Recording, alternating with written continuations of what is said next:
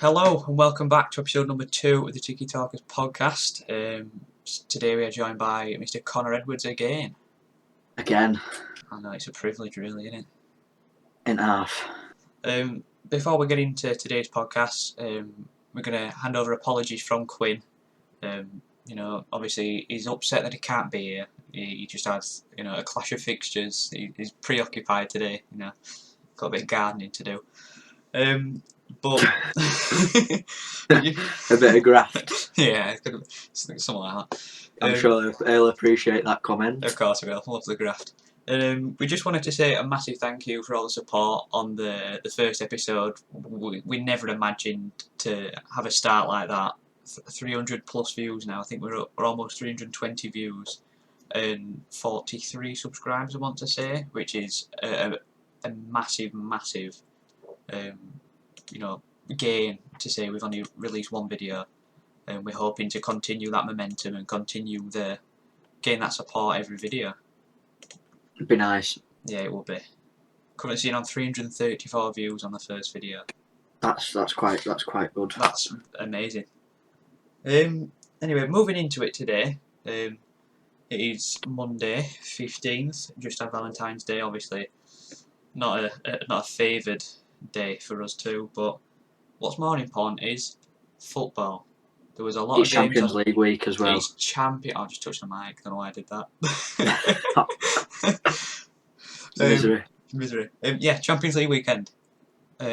Weekend? You mean week, not weekend? Week. Sorry. I don't keep up to track with Champions League football, to be fair. It's best week of your life. Well, as a Barnsley fan, the day I experience that firsthand will be the happiest week of my life. Yes, it will. But no, moving into the football, I wanted to talk a bit about the Premier League and who you think's going to finish in those Champions League, Europa League, and relegation spots this season. So do you want to take it away with that, Connor? Now, I think I've been a bit biased with this, as you can imagine, coming from Liverpool's side of things. I've had to try and keep the Reds in there. Oh. So I've gone with Man City finishing first. I mean, they're playing some superb football, really. Yeah. Untouchable. And then I've gone with Leicester second, mainly for the fact that I watched them against Liverpool and they're consistent all the way through the team. Like there's not one bad thing about them. No. Like then I've got Man United because I think Man United can't keep the momentum and the consistency up. And then we've got Liverpool.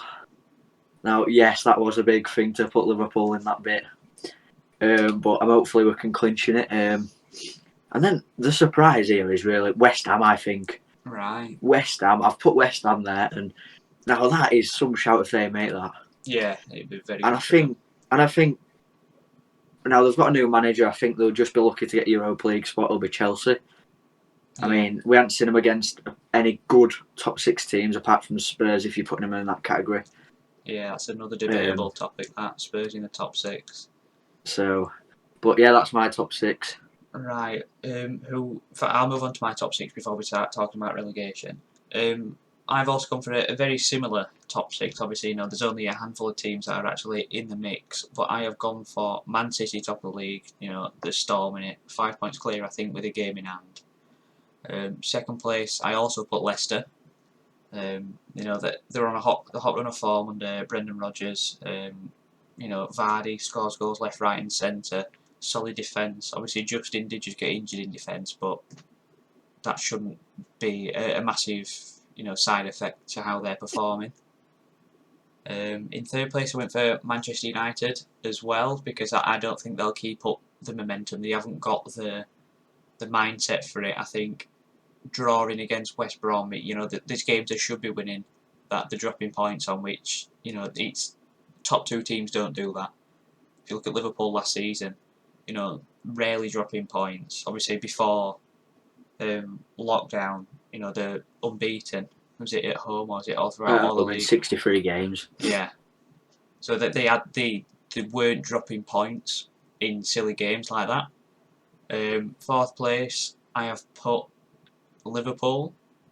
I do think they will scrape a top 4 qualification for the Champions League.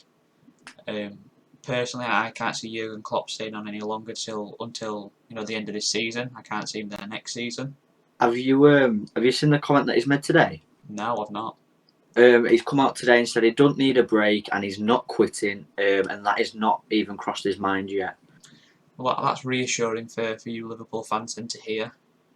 I mean, Yes, but what would I rather have at this minute in time? Jurgen Klopp, who's going through a bad phase, or Steven Gerrard, who's just won the Scottish Bowl, who's going to win the Scottish Premiership with a team that hasn't won it in 20 odd years? yeah, that is a very good point. Obviously, So Jurgen carry on. Klopp. No, I was just going to mention on Jurgen Klopp's perspective. I can understand that. I was about to say, like, would you really want someone who's not 100% there? Like, he might say he's 100% there, but He's not. he's not. You can tell. He's lost a big part of his life. I mean, you could argue that the other part of his life is his football team and the footballing side of things, but it mustn't be good at the current mindset of the team and himself. No, that's a very good point. Moving into my 5th place, obviously you put West Ham there. I have decided to put Everton in 5th place. I think they'll make a little shoot up. They're sitting in a very good position. They've got momentum. Obviously, Dominic Calvert-Lewin. I don't know if he's top scorer anymore in the Premier League, but I know No, he's not, because guess who is? Mo Salah. Mo Salah, indeed. Of course he is. But obviously, Dominic Calvert-Lewin had a stormer start to the season, and he's showing that quality this season. He's showing, even though he's had his injuries or whatever, he can still perform.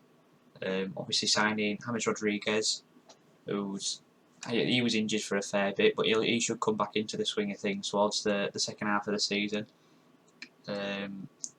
Everton, good position. I think they'll finish 5th. And then in 6th place, I have put Chelsea as well. I think Thomas Tuchel, or I don't know how to pronounce his name, Tuchel, something like that. I think he'll flip the season round, but I don't think he'll get Timo Werner into the swing of things this season. I think he's going to need the rest of the season and pre-season to get Timo Werner up and ready for Premier League standard. Yeah.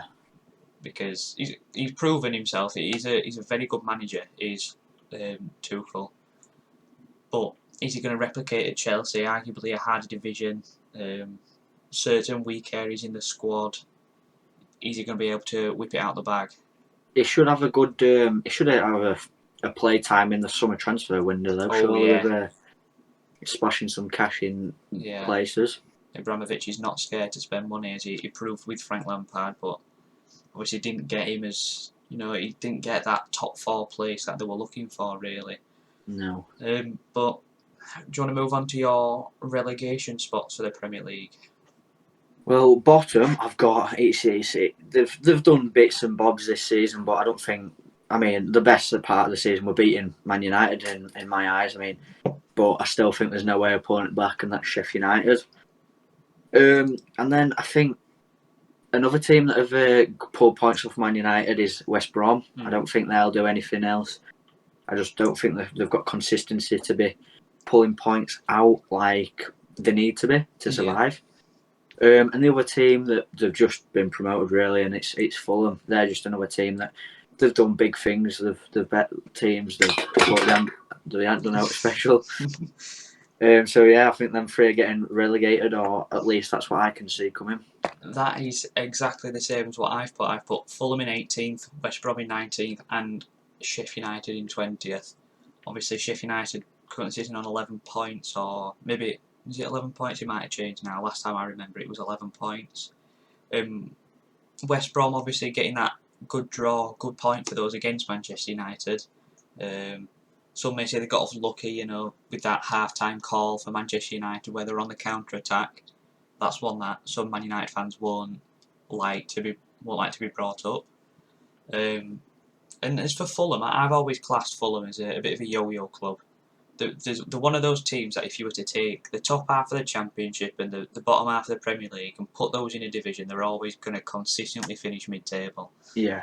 Because they've got one player. Yeah. Or at least one good player, I think. I'd take, and is that Mitrovic? Mitrovic, yeah. And I think he's the only one that potentially I'd take. Can't see.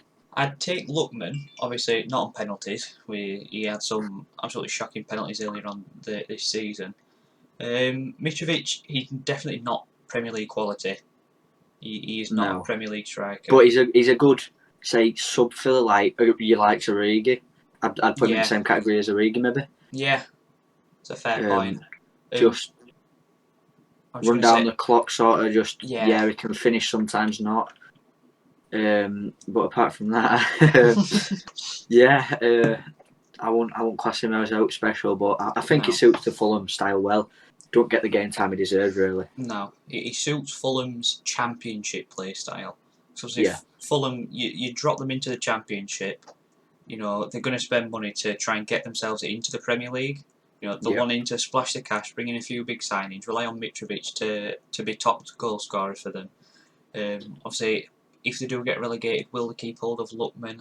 I'm not sure. Championship might be a good place for him to really come into his own. Obviously, coming into the Premier League, playing for a relegation battle side, it's going to be quite difficult to perform at your best.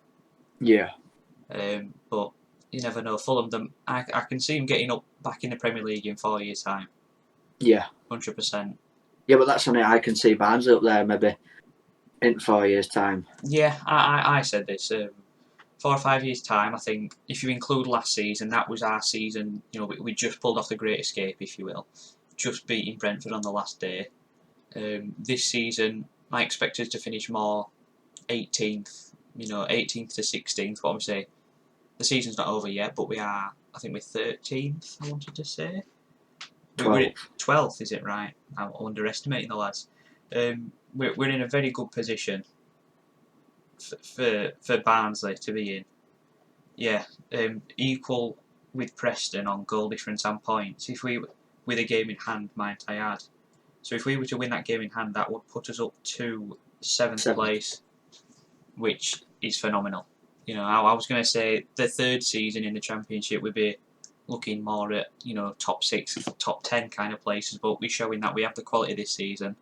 We just need to work on being a bit more clinical in front of goal, because sometimes we'll have more shots in a game, but we'll have half as many on target, and half of those then go in. That's like me and you up front, Lewis. Yeah, that half. So talking about a championship, then let's talk about your top 6 for the championship. If you could Right, pick top 6 for this season, who would it be?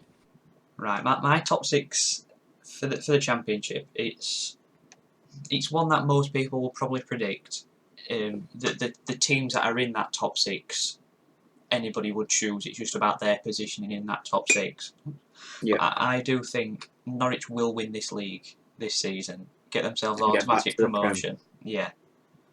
In second place, I'm going to say Conor Hourian's lads at Swansea, ex-Barnsley legend, if you will. I think Swansea, they're sitting in third with 2 games in hand on 53 points. If they were to win both of those, they go top of the league. But I don't think they'll be able to keep up that form to keep themselves top of the league. But second place, I can see them securing. Third place, I've gone with Brentford, again bottling automatic promotion 2 years in a row. This would be, except I can see them winning the playoffs this year. Fourth place, I've gone for Watford. I think they'll lose in the final to Brentford. Yeah, I was just seeing if that was physically possible. It is. And then fifth place, I've gone for Reading. Had a very good start to the season, but I think they burnt out a bit too quick. They'd won the games early on. I think they were 9 points clear at one point, but they slowly let that form and momentum slip. And then in sixth place, I'm going to say Bournemouth. Ex-Premier League, having a year to solidify themselves. Not on the best run of form, but going to be up there soon. Well, it's mad that because I've got exactly the same as you. All right. But talking about that, like, so from the top 6 we've chose there's 1, 2, 3, 4, 5. There's 5 teams there that have been in the Premier League while we've been alive, Lewis. Yes, That's true. that's quite mad. I think Brentford are the only one of those two. Brentford is the only team we have not seen in the Premier League. I don't think anybody's ever seen Brentford in the Premier League, if I'm not mistaken. I don't think they've ever played. I can't quote that one because I'm not too sure myself. I might be wrong. If I am, please let me know in the comments. But no, I don't think Brentford have ever been in the Premier League. but I can see them being that team to go up there. You know, they're going to be one of the 3 teams to get promoted. But it obviously just shows the shifting tides between Premier League and Championship. Yeah. I remember the days where, I say the days, it wasn't that long ago, but West Ham being Championship quality, being maybe 6th, 7th, 8th place in the Championship. Obviously, had a good season, and they've not been down since. And now they're doing the same but in the higher division Yeah, of the Premier League. yeah, they're pushing for that. You know that. I think they'll finish 7th place this season. Being honest, they'll just miss Yeah. out on Europa League. Yeah. I think if there's any player to move from there at the minute in time, it's got to be Souček. Yeah, he's quality. He's quality. Indeed. Him and Declan Rice in those CDM roles. It's a solid partnership. Yep, indeed. Um, So then, moving on. What's your worst moment as a Barnsley fan, Lewis? well, there's been a fair few. There has. You know, Bless you. I'm not going to sugarcoat it. We've had a few very bad moments at the football club. But I'm going to say relegation in the 2013-14 season. One thing I remember vividly about this season is on the open day when the away kit got released, we had a sky blue away kit with a white stripe going down one side, a nice thick white stripe. I remember getting that kit on open day because I was only what 8 at the start of the season. And you know you're excited. You're going down there on open day. You're getting the full kit. You're gonna parade it round, hoping to just to wear the kit. You feel proud to wear the kit. And on the open day there was a little football arena thing with a freestyler, and the ball went out of the ring. And I remember getting down on hands and knees to crawl under cars and swiping to get the ball from out of the car. And I stood up and I dusted myself off, and there was a massive oil stain on the top. I'd had it a matter of minutes. I was one of the first to get the away kit, and I'd ruined it already. I was absolutely fuming. But that's not the worst moment. Obviously, getting relegated this season didn't help at all. Finishing 23rd, I think it was Flitwick. Is that his name? I wanted to say. No, that doesn't sound right. Hey, let's have a look. Manager Flitcroft. Flitwick sounds like somewhat of Harry Potter. It probably is. David Flitcroft. Well, my worst moment as a Liverpool fan. I mean, you think of Liverpool, you think of worst moments. There's been ons, there's been offs.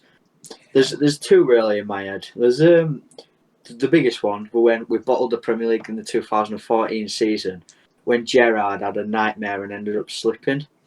That's one of the biggest. That were one of the biggest heartbreaks any other girl couldn't give me. Yeah. And the other one, it wasn't really. It was just more of an annoying moment, just for one player that it made me dislike what he did and give a bad name for the club, and that was Luis Suarez when he bit. Yeah, was it not Ibrahimovic? Someone like that. I can't really remember. I just remember him biting in the box, and yeah, he was a Chelsea player. I remember that. Yeah. Yeah, that obviously puts him in the bad books really among Liverpool fans. Although we're not going to skip over the fact of how good he was for Liverpool. Oh, tremendous. I'd say he was your best striker since Michael Owen, personally. Arguably, yes. Because obviously Liverpool now, they don't have that set in stone number 10 striker. They rely on the goals to come from the wingers. We do. We need someone like Philip Coutinho or Suarez or someone of that calibre back. Yeah, that to give you that support through the middle, because eventually teams will realise, isolate the wingers, make them play through the middle. They're not going to be able to score as many goals. Yeah. But what would you say has been the best moment as a Liverpool fan then? Arguably winning the Premier League, maybe that was quite a big moment. I mean, or when we won. Yeah, most probably winning the Premier League, or when we won the World Cup. The Club World Cup, yeah. Club World Cup, mainly because I were in Liverpool at the time, and I were with my Liverpool family, and I was just in the moment, and it was just when we were all outside, and it was just really big moment for us, and it was more of the traditional being in Liverpool, winning a Yeah. cup, it was more in there, and it was just really, really enticing and really good. The community, you could tell, bonded together a lot more Yeah, throughout those yeah. years. I'm going to say my best moment as a Barnsley fan. It's obviously a much smaller list to choose from. There's no Champions League or Premier League winners' medals in there. But I'm going to say Adam Hamill's goal at Wembley against Millwall in a playoff final in the 2015-16 season. He absolutely raised the roof with that finish. He picked the ball up from just inside his own defensive half. On the left-hand side, he dribbled down on his toes, agile as he was. He's one of the best players I've ever seen in a Barnsley shirt. And he did his iconic step overs, one with his left foot, one with his right foot, and again with his left, cut inside onto his right foot, and whipped it into the far corner. There was absolutely no chance of the goalkeeper saving it whatsoever. It was an amazing, amazing finish, and it obviously Very got us good. promoted. And he did also score one. I think it was 8 weeks before at the Johnson's Paint Trophy final on the 3rd of April. Not as good. It was just on the edge of the box. That one. The other one was maybe 20, 25 yards out. This one also beating Oxford. Class finish. Fair enough. Well, that's all we've got to talk about football. In fact, no. Let's keep on the football topic before we move on. Now, obviously, me and you, Lewis, big football fans, as it is, like any football. 9 times out of 10, we'll keep it updated with each other.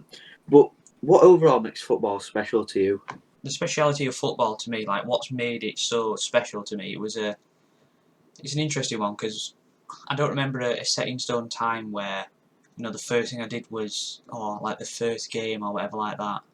It's always just been something I've kind of just had thrown at me since I was born. Like, Yeah. I remember my grandma telling me stories when I went to her house, during school holidays or when she picked me up from school. She was saying there was just always a ball at my feet. I was always getting told off for having a ball. Doesn't matter if it was a round ball or if it was a shape like a rugby ball or what. There was always a ball at my feet, and I was always kicking it. I was never throwing it. I've always just been football mad. Yeah. Brought up in a household with my dad and my mum, obviously, but she's not a football fan. But my dad supporting Barnsley for pretty much all of his life. I think he did support Liverpool up until he was 17, but then he made the switch to support his local, which is admirable. But my granddad as well, he's been a Tottenham fan. He's from Tottenham, so it's always just been there's always been that, at least somebody there to have Yeah. that footballing impact on my life.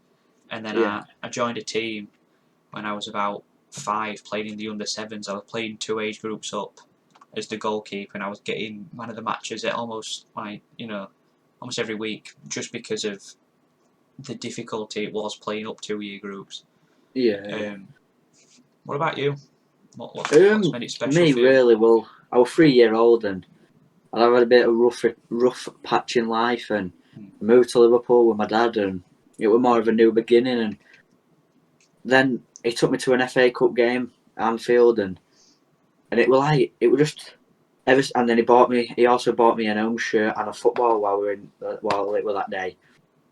And ever since that day, it's just been a thing I've never stopped loving really. And then my granddad been a Leeds fan, and then a lot of my mates, no matter where I've lived, whether that be Liverpool or Coventry, um, it's always been football mad. All my mates, and it's just been one of them things that I've attached onto, whether that be for mental health, to release stress, or to make memories, or happiness, or just something. It's just always been there, and ever since I've been 3 year old, it's just been a thing I've fallen in love with. Well, that's lovely to hear. Football is it's such a big part in lots of people's mental health. It plays a massive role in teenagers, younger children, older people. It doesn't matter what age you are. If you like football, it's always got a factor on your mental well-being. Life. Yeah, in your Yeah. life. Whether it's a good factor, because obviously getting relegated ain't going to be too good for you. But No. watching your team bounce back, obviously, sorry Sunderland fans, you've been relegated. From Premier League now you're in League One and it's not looking any better. But Yeah. it gets there's always that moment where it shifts from, not being too good performances, but then it flips and it's amazing. It's just, I think it makes it better, the fact that, say you're playing on a Sunday at 4:30 and you'd had a game that morning, it's 10:30, you come home, 11:30, you're thinking, oh, I'll get some dinner. And then you have a bit of a FaceTime with lads and you think, right, boys, I'm off to watch football. Yeah. And you come back and it gives you something to talk about. And it's just whether you win or lose, it brings something. It's just a thing that will never be taken away. Like, I don't know, Liverpool lost to Leicester the other week. I come on FaceTime with boys. Yeah, we had a bit of banter. I got ripped into shambles, really. But it's just the community of football that it makes it better. Yeah, 100%. So that's what it makes it just brilliant, really. Yeah. I mean, the worst part about it, I'd say, at the minute, is FIFA. FIFA just makes you want to stop football altogether. Pause button there and then, bang, pause it all. If I could go on to my, when I'm having a bad run of form on FIFA, if I could just press pause and rage quit on playing it in real life, I would do. Oh, 100%. 100%. And that uninstall button would come in very handy at times. I just can't bring myself. No, because I know it's the fear of missing out, isn't it? With FIFA, indeed. I can never bring myself to uninstall because I think I'll be looking on my phone. It's 6:05 every night. Say, oh, what new SBCs are out? Oh, what new objectives are out? Oh, what team of the week is it? Speaking of football, how did Foot Champs go for you this weekend? Silver 2, secured. With one game left, I was on 7 wins, I think it was, and now we're on FaceTime with Quinn and Lucas. They were 2 members of our group. And Quinn turned around and said, Connor, you've got 1 game left and you need to get to this Silver 2. A bit of a dare went on, and we won't go into too much detail, but anyway, we got into this game and I was 5 minutes in, I scored. Quinn headed hands and he thought, right, you're a bottle job, Connor, underestimated me. Got to 40 minutes, I was 4-0 up, this guy quitted. At that point, Quinn just were nearly in tears because of the dare he wanted to do, and he ended up forfeiting this dare that he said he was going to do if I won, but it got me over the line to secure Silver 2, so I made a massive help, so nice one, Quinn. That's lucky. I'm just gonna... So, yeah, what about you? Well, Foot Champs for me, it's a love-hate relationship this weekend. Obviously Valentine's weekend, but it was a lot more hate than love. I really didn't play. I think I played about 7 games on Friday, and I won 3. Which, finishing Friday 3 and 4, I thought, all right, that's promising. Let's see what we can do tomorrow. And then on Saturday, I spent most of the day, editing and getting used to my editing software for the podcast to improve the quality of the content. Committed. Exactly. I sacrificed my goal 3 placement. I sacrificed my 85 Furlan Mendy centre back red pick just to improve the content. No, I didn't. I think I played maybe 2 on Saturday and lost them both. And thought, right, there's no point chucking them all away. Just get yourself off. Recuperate, get back on it tomorrow. I believe I had a message off you yesterday, if I say rightly. Yeah. Connor, I put, what's up, mate? You were like, I want to throw my controller out my window. Why?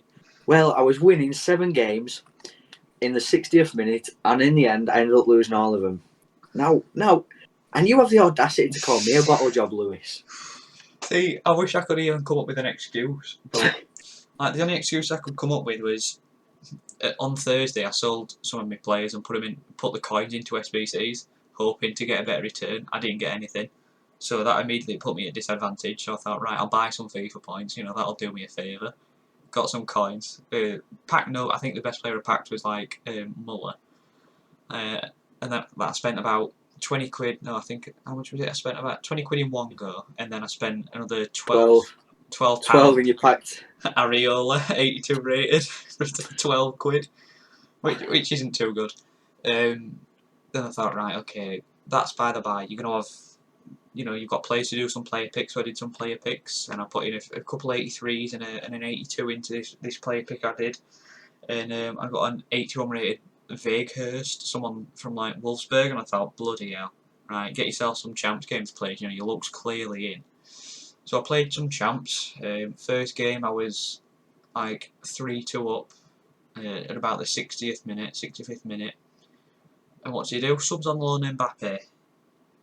And my defence just couldn't handle it because I wasn't in the right mindset, to defend. And lone Mbappe, he's lone Mbappe. What can you do? You can't do a lot. You can't do anything. But you also mentioned your players can't pass 10 yards. Yeah. I don't know if anybody else at home, if you are playing FIFA, let us know in the comments, but passing just seems to be such a broken mechanic at the moment. It's one of the most fundamental things. Do you do normal passing or through balls? I do a mix of all sorts. If I'm on that, I know, sorry to flex how good I am here. No, like if I'm playing a ball down the line, might use a through ball. But if I'm building up play, I'll do just a normal pass, or when I realised how poor the passing was, I started doing a driven pass by pressing like right bumper and A, just to get that pass straight to that man. But every time I tried doing that, the ball would either be a really soft pass or it'd just shoot off past them. And there was no balance, so I just thought, oh, what's going off with this? This isn't, what it's been like before. So I just got really annoyed with it, and I ended up finishing on bronze 2. Well, today I haven't played any game on Div Rivals at all. I've played 2 squad battles games, got my silver 2. Potentially go on in a few hours with Lewis on FaceTime and just bash out a bit more squad battles because I am not in the mood to be playing anyone of the game at the minute apart from the computer itself. Yeah. I mean, I think I ended up finishing like silver 3 squad battles. I played a few games to upgrade that Renier Future Stars Academy Objectives card. Got 1.5k, a 7.5k pack, and a 5k pack, and I think my best play was like Volland 81. But I wasn't expecting anything. But I must have only played about 4 games on professional, world class. Sorry. Like early on in the week, so the points, the categories changed. But yeah, that was my FIFA weekend. It was abysmal. But I hear, Connor, you've got another subject you wanted to talk about, slightly steering away from football. Yes, I have indeed. This last section of the pod. So like, what's lockdown taught you, or like, how have you been in lockdown, or what's your mindset, and what's it driven really to you? Well, if we're talking back, if we're going to start from the first lockdown, it's been a roller coaster for me. Obviously, you know what's happened in recent times. I do know indeed, my friend. I do. I'd gone from one of the happiest moments in my life to one of the lowest points in my life. But I'm on that mountain. I'm climbing back up that mountain, and I'm getting back to the top. I'm getting to the peak of life. I've got my circle of friends, and I wouldn't swap them for anybody in the world. Nah, I'm joking. I wouldn't swap you for anybody in the world, right? It's lockdown it's driven me to become more, like more reliant on myself. And not only that, it's opened your eyes a lot. I think, like coming from a friend point of view, I think you've realised that not everything in life is one person. Yeah, it's more of a like your friends are a lot more than than individuals. And can do a lot more than what you thought in first. Yeah. So the one mistake I made in life, and I wouldn't recommend to anybody to do this, is to push people away. Whether you're arguing or not, eventually you'll come round to it and you think, what was I playing at? Because I did this with a few lads from school who'll probably be watching. And I've apologised. I've tried to move on from that because I was being stupid. I pushed people away, but this is now this third lockdown, if you will. It's brought the lads from football closer, and it's brought like we're planning on big futures. Exactly. Hopefully, in a few years' time, we shall be making a podcast abroad. Yeah, exactly.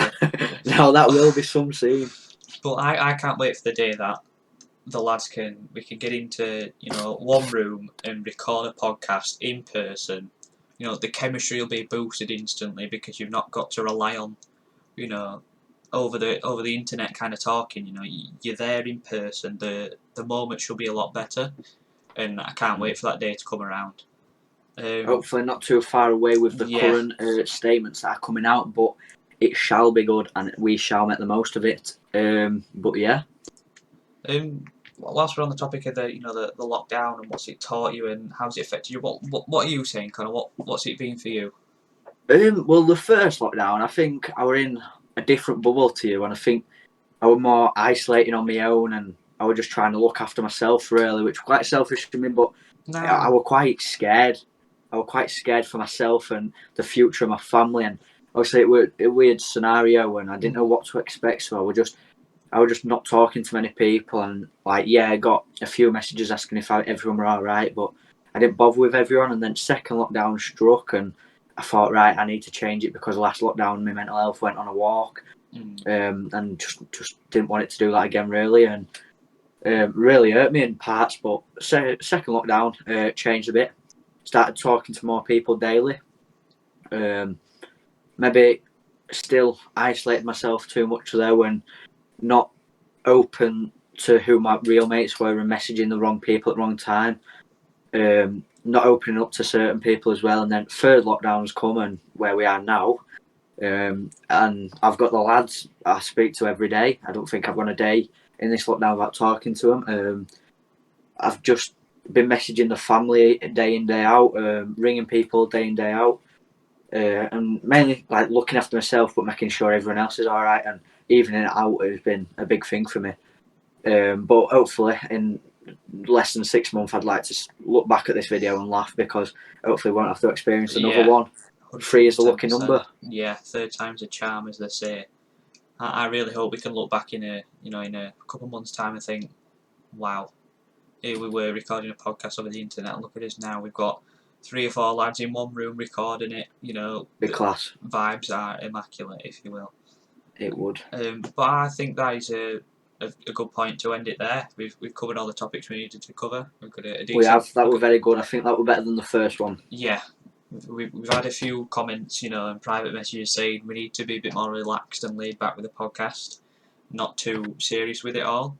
So hopefully we've achieved that. But I just want to say thank you to everybody that's watched this podcast. Please like and subscribe to the YouTube channel. Get at the Instagram, the Tiki Talkers pod. Currently on, I think it's 92 subscribers. We wanted to reach 100 by the end of the month, but hopefully now we can reach 100 before my birthday. Which is in 3 days? Yeah, 2 days? 3 days. It'll be the day after this comes out on a Thursday. So hopefully, it's a little birthday treat. We can be on 100 followers on the Instagram.